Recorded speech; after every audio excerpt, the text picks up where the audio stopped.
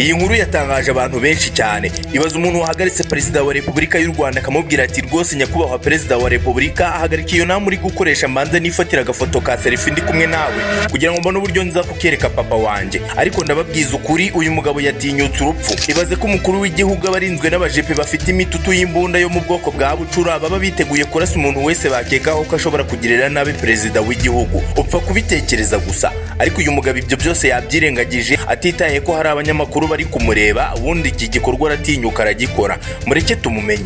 Ese ubundi uyu mugabo ni gatiki, ni mwene nde, yishingikirije iki?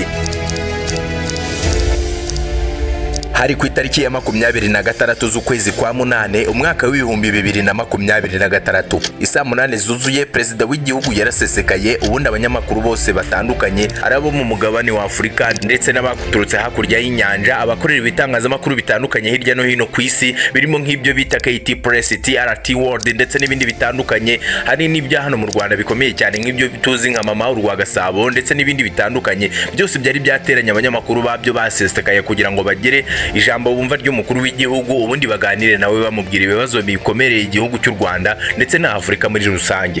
Gusa mu buryo butunguranye haje kugaragara umugabo utandukanye n'abandi bose, ubundi aratinyuka aravuga ati thank you very much Mr. President. Nyakubahwa Perezida wa Repubulika, ngewe mfite ikibazo. Perezida wa Repubulika muhereza akanya aramubwira ati ngaho kivuge tucyumve. Uwo mugabo aramubwira ati ngewe icyo ndi kugusaba ni kugira ngo umereze umwanya dufate ifoto, iyo foto njyanire papa wanjye mwereke yuko ibintu byo gukora content na comedy bishobora kumvana mu byicaro bimwe bikanyicazana n'abaperezida. Perezida w'igihugu cy'u Rwanda atazuyaje yamuhereje agahenga aramubwira ati vayo dufate ifoto.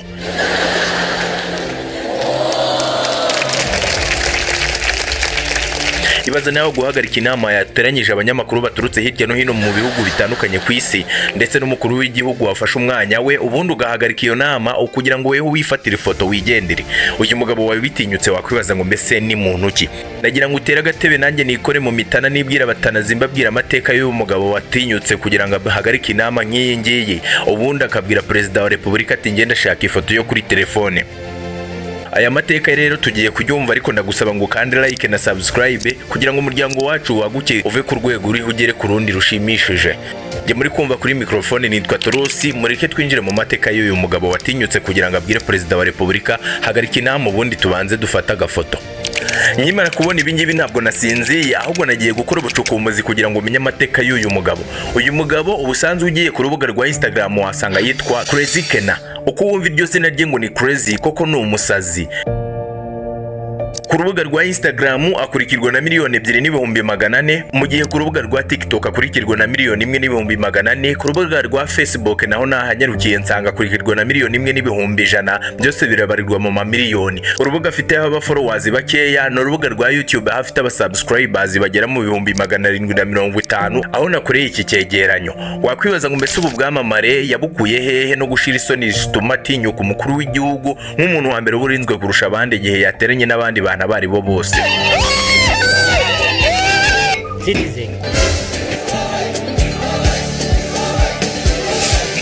Hello Rwanda. Hari ku itariki ya 23 z'ukwezi kwa 12 mu 1998 ubwo uyu mugabo yabonaga izuba muri Lucky Estate. Aka ni agace gaherereye i Nairobi muri Kenya, mu gihugu kiyoboye na Perezida William Ruto. Nkivuga William Ruto nagira ngo mbibutse yuko iki gikorwa cyo gufata ifoto ndetse n'umukuru w'igihugu Crazy Kena atari ubwa mbere yari abikoze, dore ko yabikoranye na William Ruto ahubwo we bagakinana na comedy yamaze umunota umwe n'amasegonda 10. Yani pesa yote nimelipa na hiyo mpango yote niko naye, ati wache shule ati ufanye nini? Abantu benshi bashobora kubona uyu musore bakagira ngo ni umwana wo mu bategetsi cyangwa se umwana wakuriye mu buzima bworoshye bumwe dukunda kwita ibyiko by'avoka. Oya, uyu mugabo yavukiye i Nairobi, ku mutima we hariho gukina comedy, ariko nanone yize ibintu bijyanye na science, actual science mu gihugu cya Kenya. Ibyo kuba yarize turaza kubigarukaho tubihereye mu mizi, ahubwo munyemerere mbabwire ibintu bitangaje ugomba kumenya kuri uyu mugabo mbere yuko twinjira mu buzima bwe busanzwe. Ubundi uyu mugabo bita Crazy Kena, ikintu cya mbere cyatumye yamamara nuko ajya kuri utuvideo dutoya tutarengeje amasegonda 60 ari two bita skits. Skits ni utuvideo dusekeje tuba tuvuga inkuru runaka, ariko uyu mugabo we yahisemo gukora inkuru runaka zisekeje cyane cyane zivuga kuri politike ndetse n'umuryango mu buzima busanzwe. ako yamamayeho cyane hano mu Rwanda nako yakinye ari kugereranya ibihugu byo muri Afurika n'uburyo byitwara mu bijyanye na transport. Agiye gukina aka gaskit agakina mu buryo busekeje ariko nanone buhwanye na realite y'ibibera mu Rwanda. Citizen, it's time to help the government to make the city clean. Muri make uyu mugabo iyo agiye gukina agaskit k'amasegonda 60 ashobora kugashoramo amafaranga menshi cyane ukagira ngo rwose ni filimi ikomeye cyane.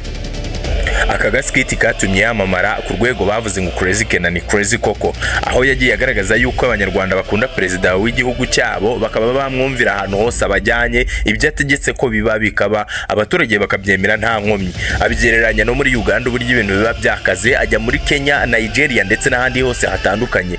Ariko ako gaskit yakoze katitije imbuga nkoranyambaga ku buryo abantu bose basanze izo nkuru ze zibakora ku mitima bitewe nuko abavuga ibintu bijyanye n'ibihari koko. Ati njye nakoze ubucukumbuzi nza kureba uburyo abanyarwanda bakunda umukuru w'igihugu cyabo, ariko ubu ngubu niyiziyemo hano mbona uburyo wakemuye ikibazo cy'uyu mugabo bita Olivier Nduhungirehe ndetse na Mutesi Scovia bimeze nk'aho ari umubyeyi uri gukiza abana babiri.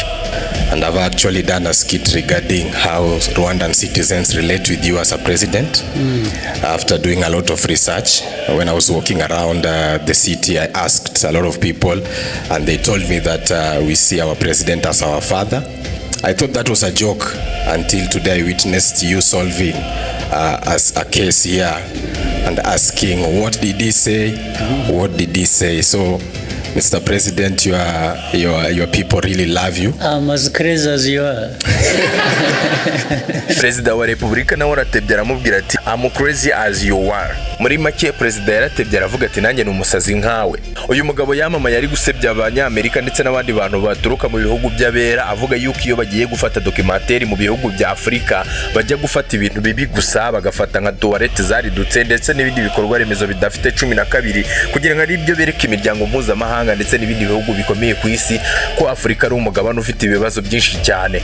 Si ibyo gusa, yageze kuri za ruswa ba perezida b'ibihugu bagira ndetse n'abandi bayobozi batandukanye b'abanyapoliticiye binda nini cyane, agerageza kubigana, agerageza kusobanurira abantu bose uburyo cy'aba bantu barya ruswa bitwara. Ibi bintu yabikoze neza ku buryo abantu bose babikunze, baravuga bati Crazy Ken rwose urimo gukina ibintu bikora ku mitima yacu, niyo mpamvu tuzagufana tugakukurikira. Dore ngibyo byamugejeje ku bwamamare bw'uko yagize abantu barenga miliyoni 6,400 bamukurikira ku mbuga nkoranyambaga. Ariko kugira ngo agere kuri ubu bwamamare ntabwo byatangiye uwo munsi akina komedi zo ku bategetsi ba Afurika, cyane yuko abantu benshi bavuze yuko anatinyuka. Ahubwo reka twinjire mu buzima bwe bwite tumenye ngo ubundi ibi bintu byose yabitangiye ate. Hari muri 2017 ubwo yafunguye YouTube channel avuga yuko agiye gutangira gukora amaskits cyangwa se video dutoya, atangira yitwa Crazy Ken nk'uko iryo zina yarikomezanyije kugeza uyu munsi tumumenye. Crazy Ken video ye ya mbere yashyize ku rubuga rwa YouTube muri 2017 ubwo yari ari kumwe n'irindi tsinda ry'abakomediye batoya, ubundi bagenda bakora uduskits bigera muri 2023, ubundi rya tsinda riza gutandukana.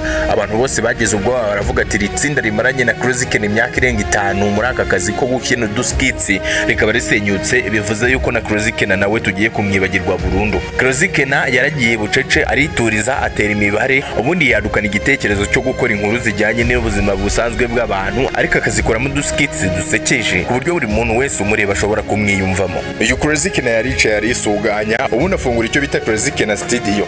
Iyi yari studio yashoyemo imari, ahereza akazi abantu bashobora kweditinga amavideo ndetse n'abandi bakora ibikorwa bitandukanye bituma iyi company ikora amafilime itera imbere. Wakwibaza ngo aya mafaranga yayakuye hehe? Aba content creators bo muri Afurika iyo bari gukora content nk'izi ngizi akenshi bishengekereza kuri YouTube AdSense, ubundi bakakira amafaranga binyuze ku rubuga rwa YouTube. Gusa uyu mugabo bita Crazy Ken ayo mafaranga yo kuri YouTube yasanze ari urusenda, dore yuko ari umwambasaderi w'amakampani akomeye cyane yamushoyemo imari y'amafaranga ku rwego rwa Afurika. Uyu ni brand ambassador w'ikigo nka Airtel, DSTV na Taska. Izi zose ni kampani zikomeye cyane zifite agaciro kabarirwa mu mamiliyardi y'amadolari ya Amerika.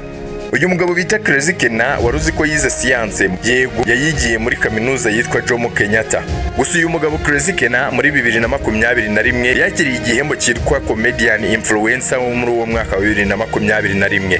Gusa muri 2022 nabwo yaje kwakira ikindi gihembo cy'umwinfluencer ukomeye kurusha abandi muri Afrika muri 2022. Munyemerere twinjire mu bijyanye n'imitungo y'uyu mugabo kuko ari ibyo abantu benshi bakeneye kumva, ndetse n'ubudahangarwa bwe bwamugejeje ku bushorishori bwo kuba yakora agaskate k'amasegonda 60 ariko akagashoramo amafaranga arenga miliyoni 5 z'amafaranga y'u Rwanda. Uyu mugabo bivugwa yuko afite agatubutse kabarirwa muri miliyoni 100 z'amafaranga y'u Rwanda. Ubusanzwe uyu mugabo ni umu-adventiste w'umunsi wa karindwi.